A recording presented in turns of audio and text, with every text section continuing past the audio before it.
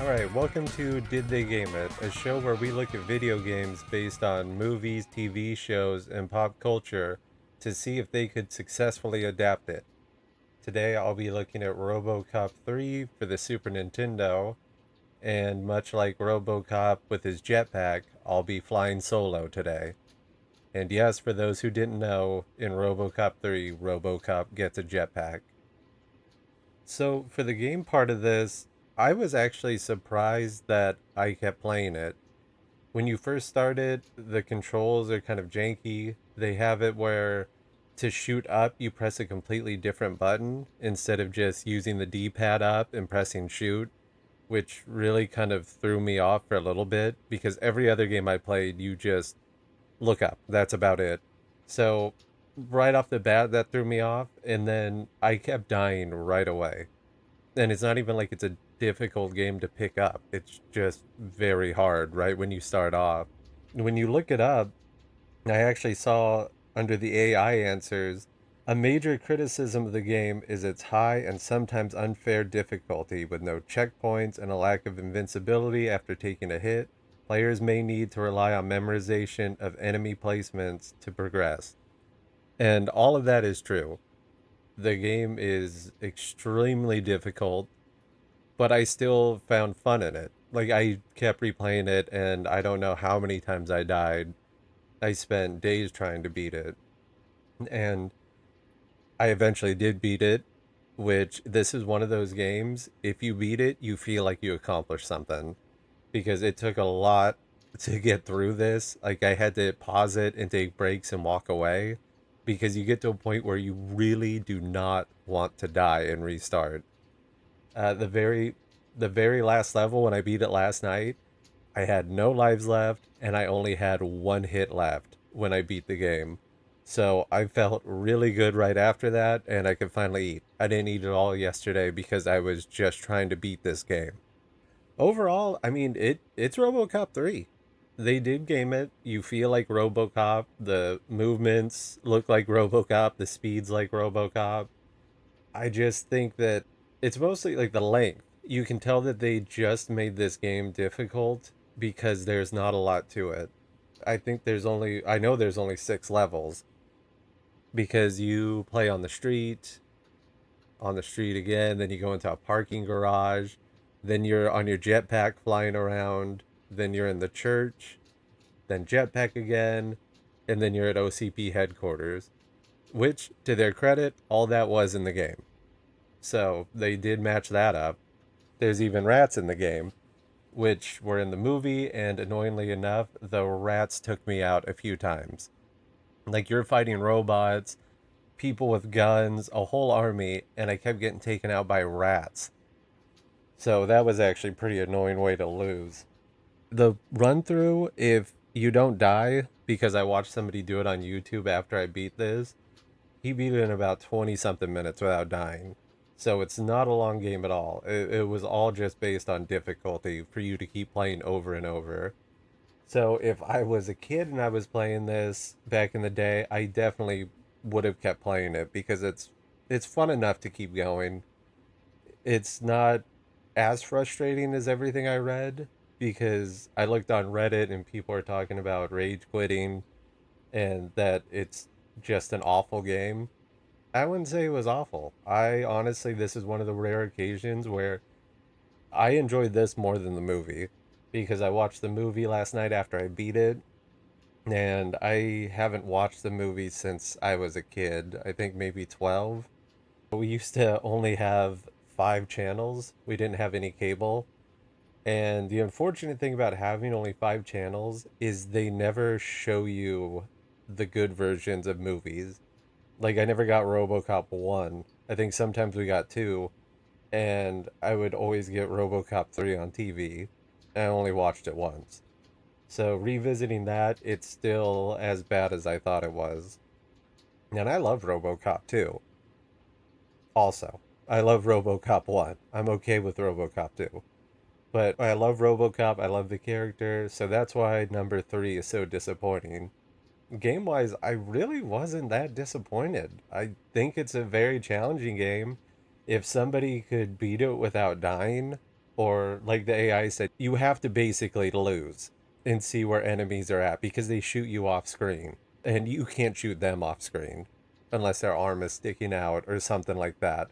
So that was kind of unfair, and that's why I died a lot too, because I get shot by somebody I couldn't see or shoot back at. So it really just is trial and error for hours. And if somebody can beat it on their first run through, hats off to you, because I definitely couldn't. Took all day, several days. To be clear, I beat this on my original Super Nintendo. So I didn't get any saves or anything like that to do this, which, as I've said before, that's what I'm going to keep trying to do is find the games that I can and play them on the original system to get the real feel for it. With this game, I did not go out of my way to buy it. I got it in a group of games that I bought on eBay because sometimes I just like to go on there and see what I can get. And for what I paid for it, which I think was like probably around $5, definitely worth it. Would I pay much more than that at most to play this? I'd probably do about $10. I would say that's a fair price. And a lot of people I don't think are going to like this. If you easily get frustrated, don't play this game. Yeah, if you don't like to die and restart, don't play it. The only saving grace of that is, like I said, the game's so short. It's not like you have to restart and play through another 2 hours or something. It's only 20 something minutes long. Each level, on average, is probably about 4 minutes. So, really short game, incredibly short. And the shame of it is if they just lowered the difficulty a little bit and made the game longer, like it doubled it. If I would have got an hour out of this with a little less difficulty, I'm fine with it being somewhat hard or difficult at all. I played this, so I'm fine with it being difficult.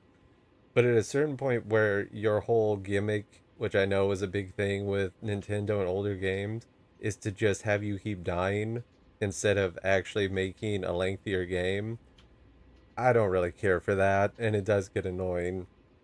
And I don't know if this game was rushed or something like that, and that's why they made it so short because they were just trying to get one out to go with RoboCop 3. But yeah, no, that is very frustrating. Happy I beat it, like I said, but when I looked online and saw that it was only a 20 something minute game, I was kind of disappointed by that. Also, I think this came out before the movie because of delays with filming, but they actually have a lot of things from the movie in it. And even the jetpack levels on this were pretty fun, I thought. I don't know why they didn't do more of that. I feel like you could have stretched out the game if in between every level where you're platforming and shooting, you just add in the jetpack level. Just throw in one of those because you could have added a lot more time to the game. So they could have just done that, add more jetpacks levels, and then add two or three more platforming levels where I don't think you have to do a whole lot. Throw in an Ed 209 to fight or something. Have him just fight more military on the street. That's about it. Just another gang to fight. It really just, yeah, was not a lot of meat on the bone in this one. Now, as for the movie, jeez, to start off, I had to check if it was a made for TV movie because the quality of it, and the way it looks, I didn't think it had a theatrical release, which I guess it did have a limited run. Peter Weller isn't in it, the actor who played RoboCop in the first two movies, which is a real bummer. You can tell it's not him. I know maybe some people won't, but you can definitely tell. The voice is also really off because for some reason they try to make him sound way more robotic. And I don't know if maybe the guy who's playing the actor couldn't really do the voice well, but I think they didn't find an actor for that. I think they just found somebody who could resemble Peter Weller when the mask was off because that's all the guy looked like to me. It just it feels like they're just trying like somebody's just trying to do RoboCop with the jokes and everything like that. They kind of seemed like the jokes from the first two, but they just don't hit the same. The lines were really telegraphed too. Like I was watching it with my fiance and we could recite some of the lines that were coming without even seeing the movie previously. Like one of them, RoboCop is trying to get to Lewis, so he drives his car off a parking garage and lands next to her to save her. And she says the classic line, "Thanks for dropping in." And it was just stuff like that where it really just kind of kills it, where they're just trying to get that comedy back and it's not there. It's just like somebody, I've seen RoboCop before. It's kind of funny. Let me make some jokes. But it just doesn't have the same feel.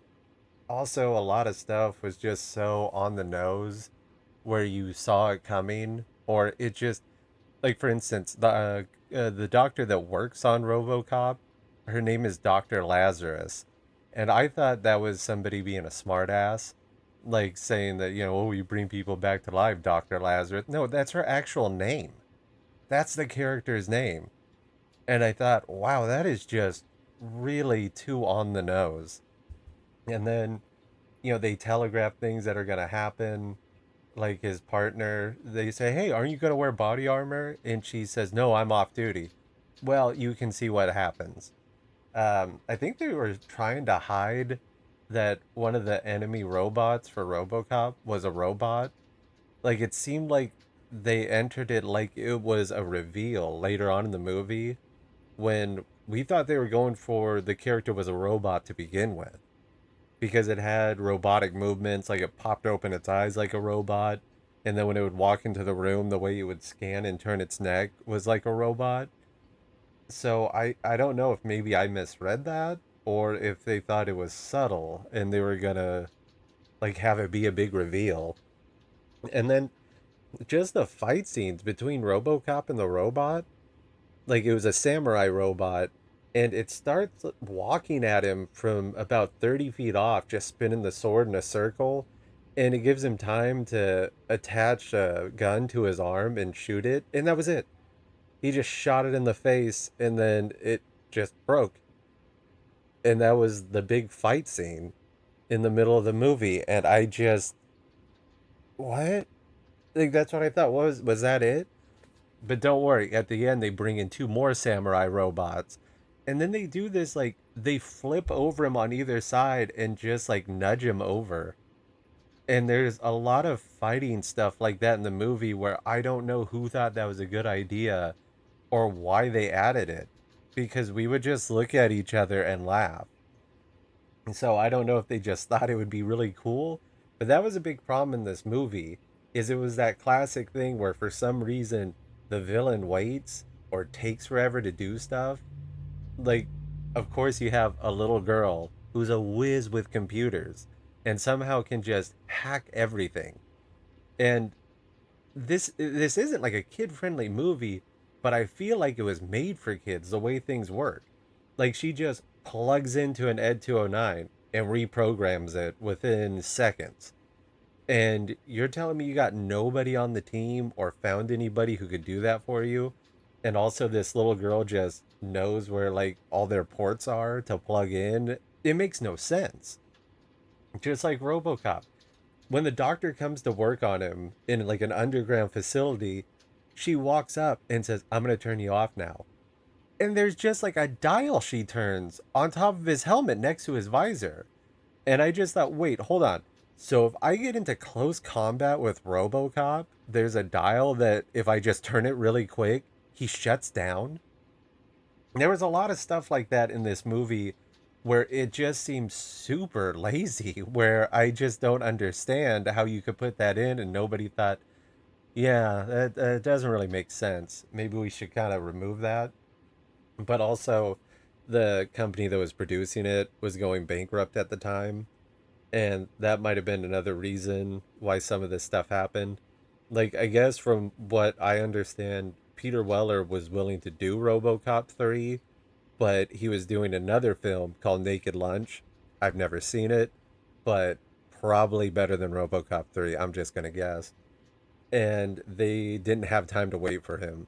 So I don't know if the writing was on the wall and they had to get this movie done, so they didn't have time for Weller. But I don't think it would have made it a good movie, but it definitely would have improved it if they had Peter Weller in it. Also, this is kind of off topic from the movie itself, but if you look this up and see the poster of it, it looks like somebody photoshopped it on their home computer in 2002. Like it's so poor.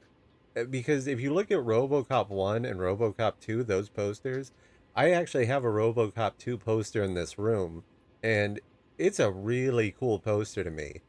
RoboCop 1 was a great poster. RoboCop 3, if I saw that hanging up in somebody's house, I would think they just made it themselves. Like they were just a huge RoboCop fan. Yeah, look it up if you get a chance. It's just gross. That's what it is. It's just gross. Also, RoboCop has a toe on his foot now. Because before he just had like the solid boot look, now he has like a big toe for some reason. And it's really off putting once you see it. And I don't understand who wanted to add this. I think there's just a lot of stuff like that in this movie where I just don't understand. It's just I don't know. And then RoboCop's inaccurate for some reason. I remember the first movie, he's just like shooting off dicks and stuff from about half a block off, and he's super accurate. He's a robot. And then in this one, it seems like he can't hit anything. So I mean, that was a weird thing. I really don't think there's a lot of effort put into this. It has the unnecessary action stuff too. Like they think RoboCop's malfunctioning or there's a problem with him because he's not listening to his superiors anymore. He's making judgment calls instead of listening to his directives, which I think his biggest malfunction right now is he forgot how to use doors. In the scene after he jumps off the parking garage in the car, instead of opening the door and popping out, he shoots a hole in the roof and wastes like 50 bullets and then punches through it and starts shooting at people. And then later on in the movie, he's in a hotel, and instead of kicking in a wooden door, you're RoboCop, you can just kick through a door. He shoots a huge hole in it and then still has to punch through. And I just don't know. Like, he's on the run right now, basically. He's gone kind of underground because he doesn't trust the police force anymore. Bullets may be at a premium. So instead of aura farming and wasting all these bullets, just bust down a damn wooden door. A human could do it. You're RoboCop. Just kick in the door and stop announcing yourself.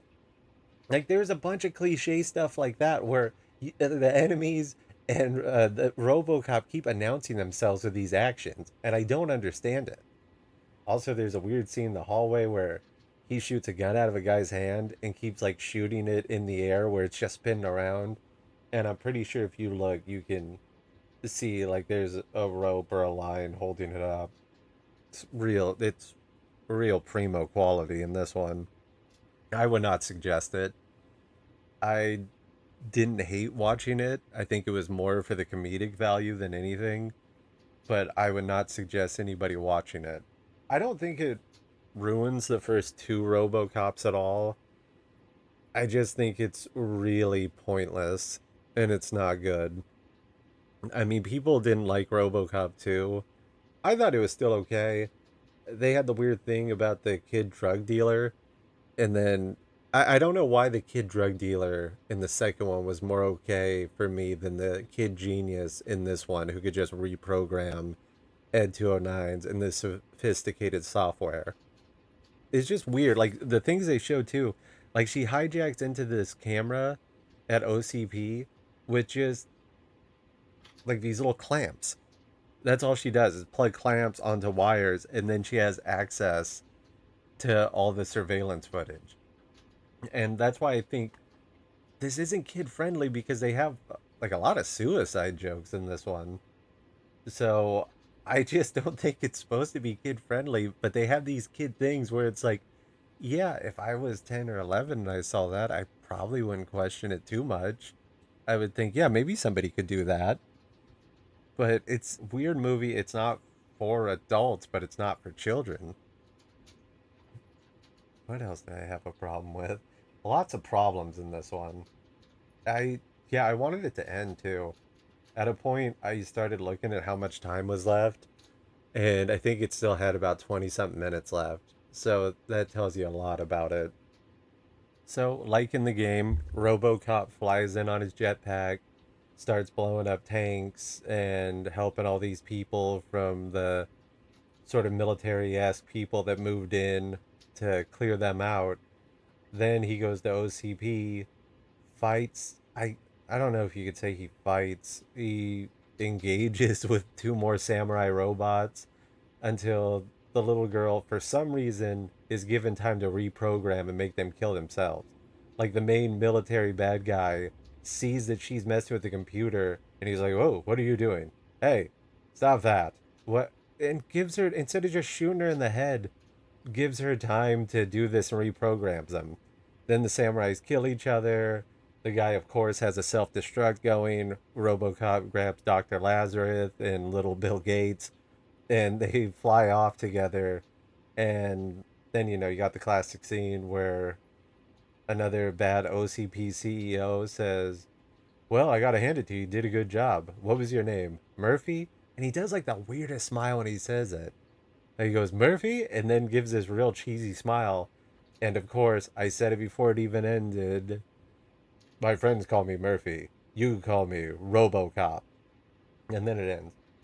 But also, side note, peak irony of this film. So the whole film was about major corporations trying to displace people and kick them out of their homes for profit.